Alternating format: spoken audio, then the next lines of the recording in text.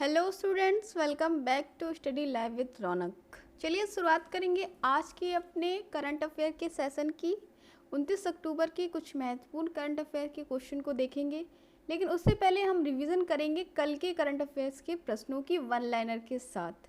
Channel पे नए हैं तो चैनल को सब्सक्राइब ज़रूर कर लीजिए। यहाँ आपको डेली करंट अफेयर के साथ साथ जीके के मॉक टेस्ट भी प्रोवाइड कराए जाते हैं। तो चलिए शुरुआत करेंगे कल के प्रश्नों के साथ।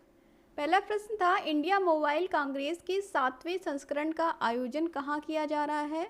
तो ये आयोजन हो रहा है दिल्ली में। ठीक है, कहाँ पर? दिल्ली में आयोजन किया जा रहा है 7वें संस्करण का इंडिया मोबाइल कांग्रेस की। नेक्स्ट क्वेश्चन था आपका, भारतीय वायु सेना कमांडरों के 2 दिवसीय सम्मेलन का उद्घाटन किसने किया?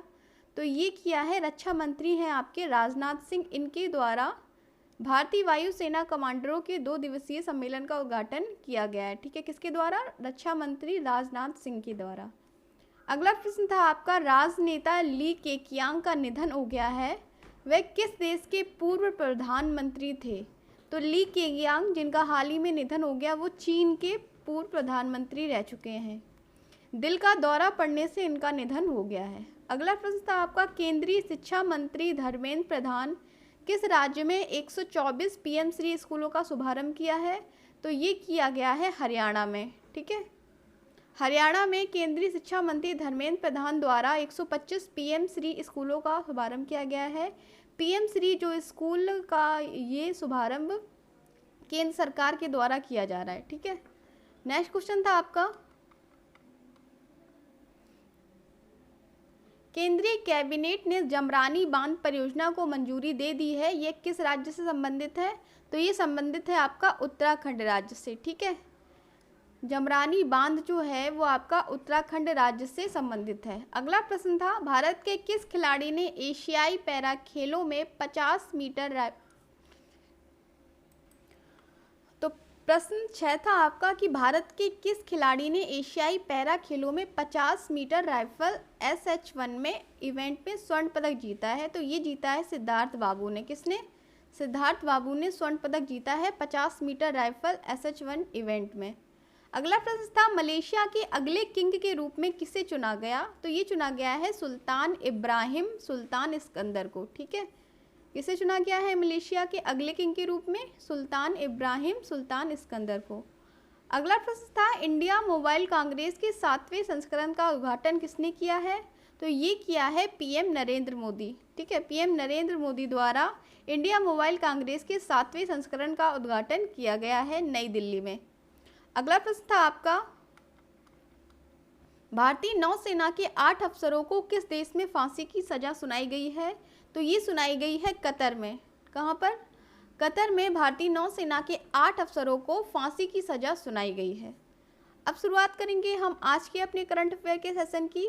और आज के करंट अफेयर का सेशन का पहला प्रश्न जो है वो है, हाल ही में आदि महोत्सव का उद्घाटन कहाँ किया गया है? गुवाहाटी, हैदराबाद, अहमदाबाद या शिलोंग?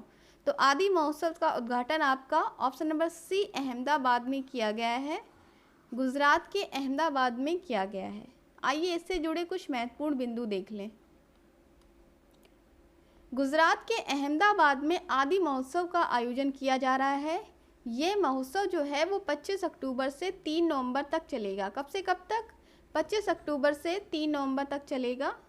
आदि महोत्सव की बात करें तो ये जनजातीय मामलों के मंत्रालय की एक वार्षिक पहल है। क्या? आदि महोत्सव जो है वो जनजातीय मामलों के मंत्रालय की एक वार्षिक पहल है जो जनजातीय उद्यमिता, शिल्प, संस्कृति, व्यंजन, वाणिज्य और सदियों पुरानी पारंपरिक कला की भावना का जश्न मनाती है। यह देश भर में जनजातियों की समृद्ध और विविध विरासत को प्रदर्शित करने के लिए एक मंच के रूप में कार्य करता है। कौन? आदि महोत्सव। ठीक है, यह देश भर की जो जनजातियां हैं उनके समृद्ध और विविध विरासत को प्रदर्शित करने के लिए एक मंच के रूप में कार्य करता है आदि महोत्सव। नेक्स्ट क्वेश्चन है आपका, किसने हाल ही में अपनी आत्मकथा lions that drunk the moonlight लिखी है? ये पूछा गया है, किसने अपनी आत्मकथा lions that drunk the moonlight? Jassi Singh, S Somnath, R K Kirwani या मेघना अहलावत। तो ये लिखी गई है एस सोमनाथ। ठीक है, एस सोमनाथ के द्वारा अपनी आत्मकथा लायंस दैट रंक द मूनलाइट। ठीक है, तो किसके द्वारा लिखी गई है अपनी आत्मकथा? एस सोमनाथ, जो कि इसरो के चीफ भी रह चुके हैं। चलिए इनसे जुड़े कुछ महत्वपूर्ण बिंदु देख लें। कुछ महत्वपूर्ण पुस्तकें हैं जो 2023 में लॉन्च की गई हैं अक्टूबर माह में। अशोक टंडन द्वारा लिखित पुस्तक रिवर्स स्विंग को लॉन्च किया गया है। ठीक है, अशोक टंडन की पुस्तक है रिवर्स स्विंग, इसे भी हाल ही में लॉन्च किया गया है।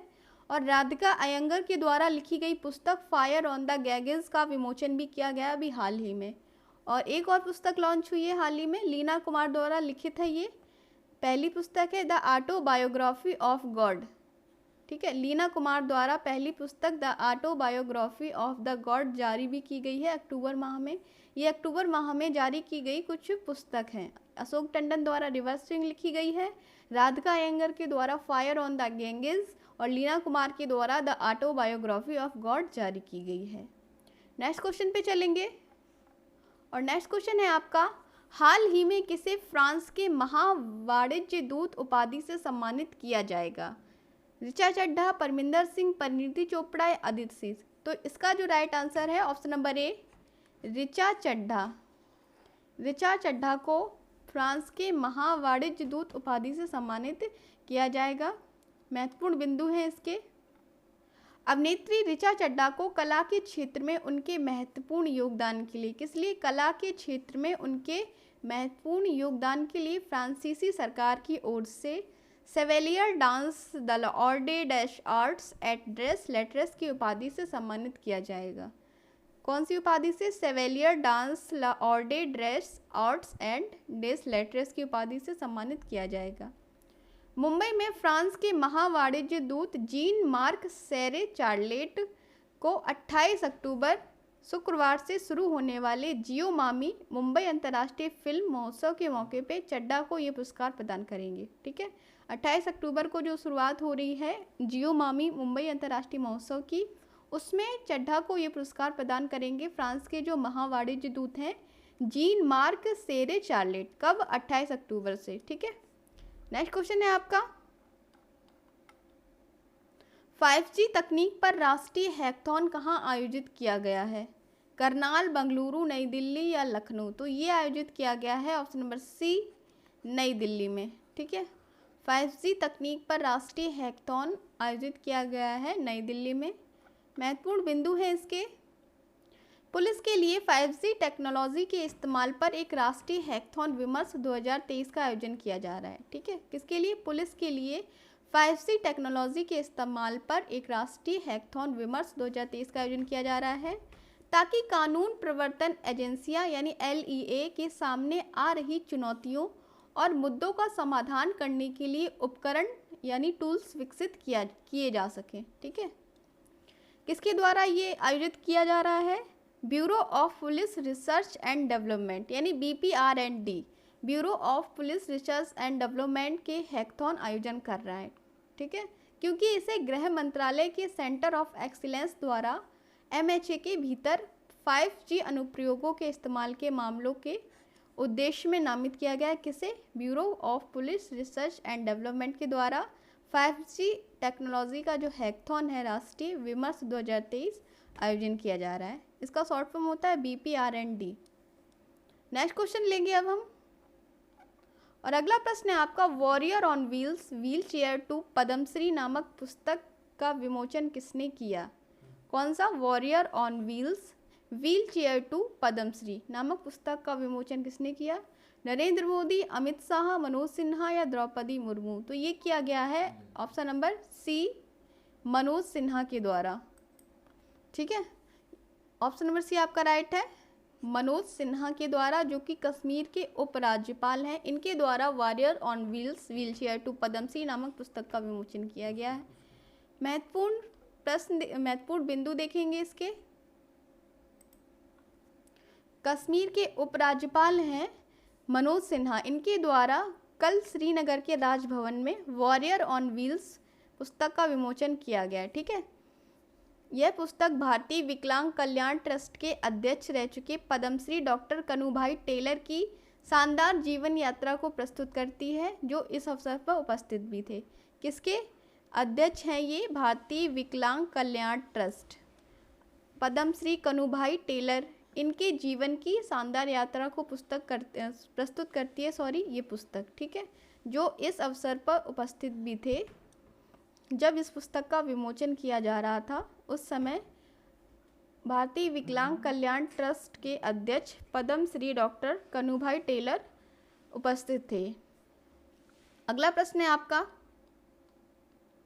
पैरा एशियन गेम्स 2022 में भारत ने कितने पदक जीते? ठीक है, ये संस्करण 2022 इसलिए कहा जा रहा है क्योंकि कोरोना की वजह से उस समय ये गेम्स नहीं हो पाए थे, इसीलिए। तो अब तक जो भारत ने है 2022 या 23 कह लीजिए 111 पदक, कुल 111 पदक जीतकर अपने नाम किए हैं पैरा एशियन गेम्स में। महत्वपूर्ण बिंदु है, भारत ने 29 स्वर्ण, 31 रजत और 51 कांस्य पदक के साथ, ठीक है, 51 कांस्य पदक के साथ अपना अभियान समाप्त किया है।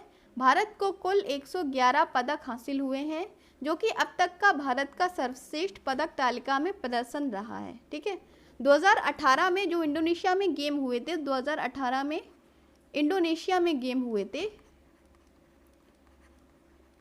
उसमें भारत को 72 पदक हासिल हुए थे और इस बार जो है भारत को कुल 111 पदक हासिल हुए हैं, जो कि अब तक का भारत का सर्वश्रेष्ठ प्रदर्शन रहा है पदक तालिका में। अगला प्रश्न है, लेह में सिंधु संस्कृति केंद्र में लद्दाख केंद्र शासित प्रदेश के चौथे स्थापना दिवस में कौन भाग लेगा? नरेंद्र मोदी, द्रौपदी मुर्मू, मनोज सिन्हा या अमित शाह। तो राइट आंसर है ऑप्शन नंबर बी, राष्ट्रपति द्रौपदी मुर्मू द्वारा केंद्र शासित प्रदेश लद्दाख के चौथे स्थापना दिवस में भाग लेंगी कौन? राष्ट्रपति द्रौपदी मुर्मू।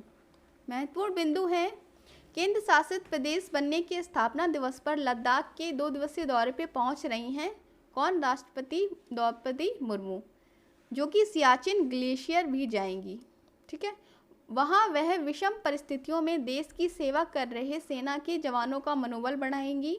लद्दाख के स्थापना दिवस की बात करें तो लद्दाख का स्थापना दिवस 31 अक्टूबर को मनाया जाएगा, ठीक है। एक क्वेश्चन यहाँ से आपका ये भी बन रहा है, लद्दाख का स्थापना दिवस कब मनाया जाता है? तो ये मनाया जाता है आपको 31 अक्टूबर का, ठीक है। नेक्स्ट क्वेश्चन पे चलेंगे, इसका एक पॉइंट और है, स्थापना दिवस समारोह के लेह में सिंधु संस्कृति हॉल में होगा। कहाँ पर होगा ये स्थापना दिवस समारोह? लेह के सिंधु संस्कृति हॉल में होगा। समारोह के बाद राष्ट्रपति जो हैं द्रौपदी मुर्मू वो सिंधु घाट पर भी जाएंगी। कहाँ पर जाएंगी? राष्ट्रपति द्रौपदी मुर्मू सिंधु घाट पर भी जाएंगी समारोह के बाद। अब चलेंगे अगले प्रश्न पर, और अगला प्रश्न है आपका, हाल ही में समाचारों में वज्र मुष्टि कलागा क्या है? हाल ही जो समाचारों में रहा है वज्र मुष्टि कलागा, ये क्या है? मार्शल आर्ट, मिसाइल, स्मारकों या उपग्रह? तो ये है ऑप्शन नंबर ए आपका राइट है, मार्शल आर्ट है वज्र मुष्टि कलागा, जो कि विलुप्त हो रही कुश्ती का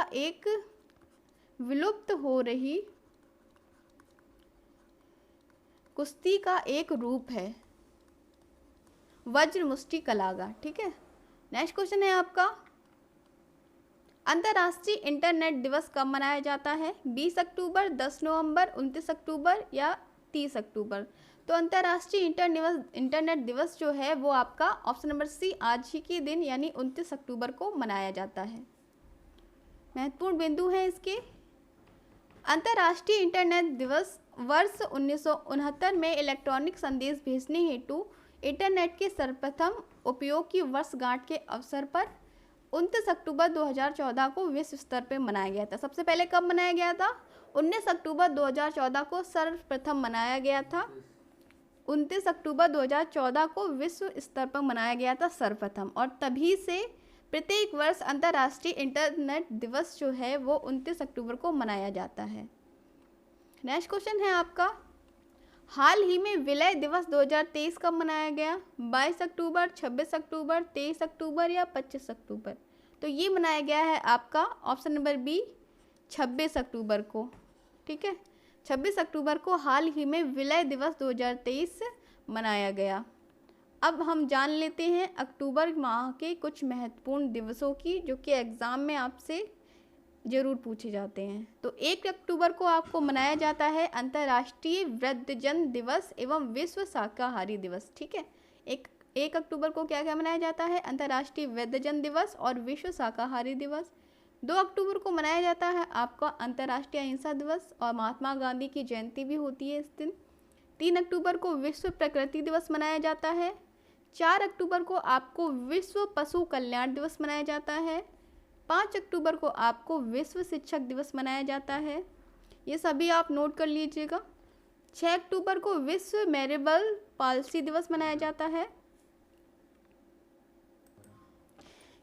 यहाँ पर ये आपका गलत टाइप हो गया है, ठीक है, ये मेरेबल नहीं है, यहाँ पर आपका होगा सेरेब्रल पालसी दिवस। ठीक है, क्या होगा? सेरेब्रल पालसी दिवस। 7 अक्टूबर को आपको मनाया जाता है विश्व कपास दिवस।